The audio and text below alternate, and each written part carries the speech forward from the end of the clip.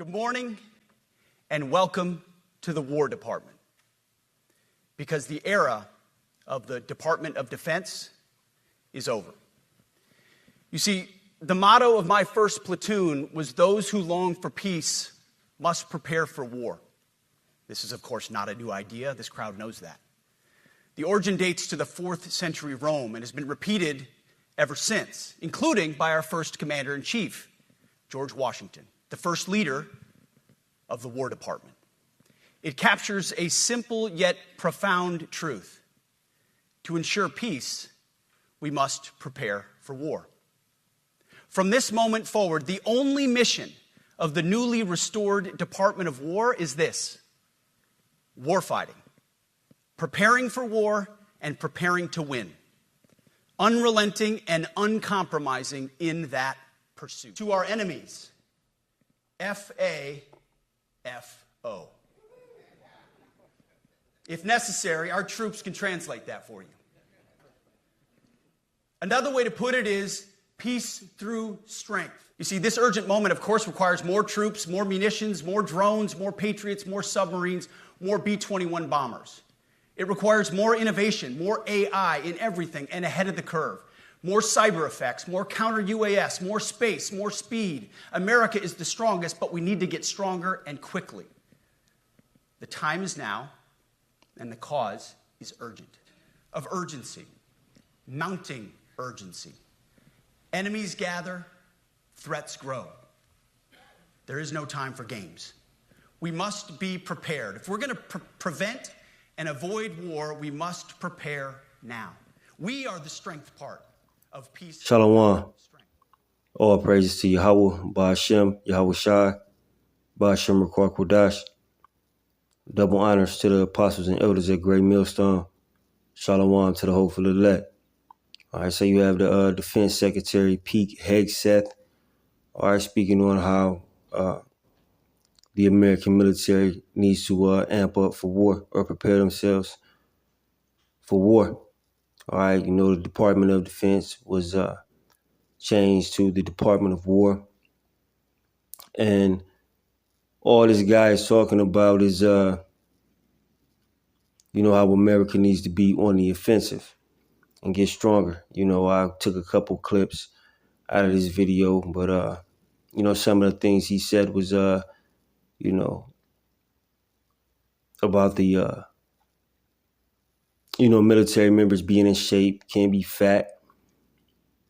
He spoke on women being in the military. You know, the American military are realizing that they weak.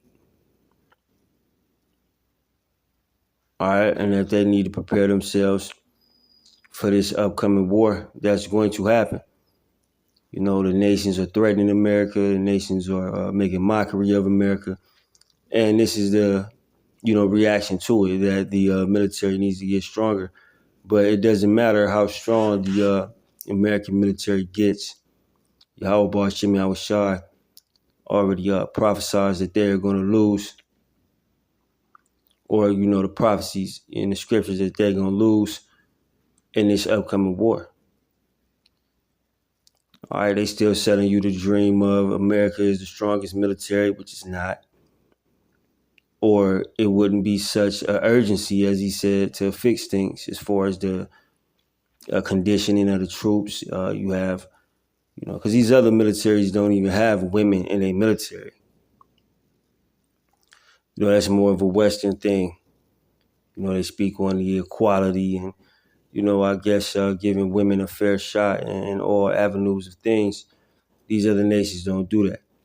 These other nations are not, you know, their children ain't growing up playing Xbox and eating junk food all day. They war ready. And America knows this.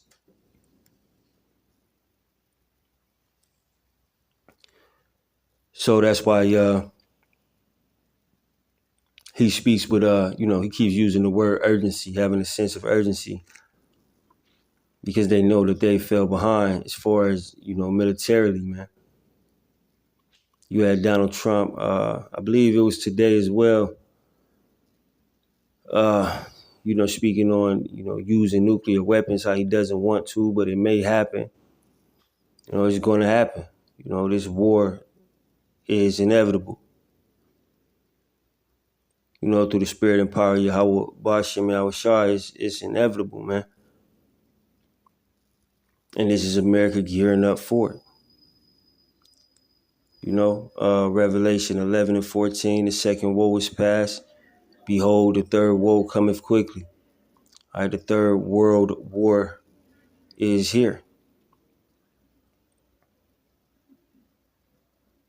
All right, you see all these nations, you know, they're having an arms race as far as, you know, the artillery, of course, who can have the most nuclear bombs, who has the best helicopters, best guns, best tanks, you know, who's coming with the new weaponry as far as like the innovation of it, who's coming with the new weaponry. You know, this is all gearing towards war. They're not going to come together and say, you know, let's put all the weapons up. You know, it's tension. Yahweh Ba'ashem Yahweh Shai has put a lot of tension, you know, amongst these nations, amongst these heathen nations, as far as, you know, war.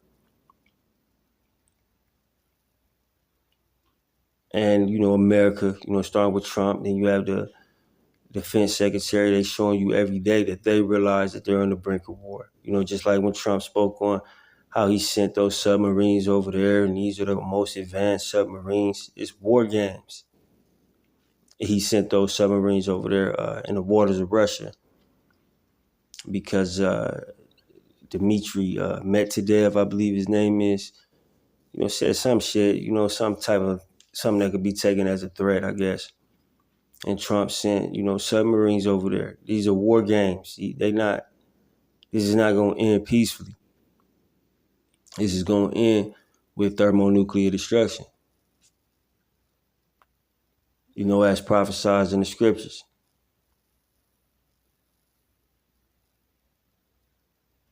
Yahweh Ba'ashem Yahweh Shai is putting the spirit on these nations to go into war, man. All right, the second woe is past, and behold, the third woe cometh quickly.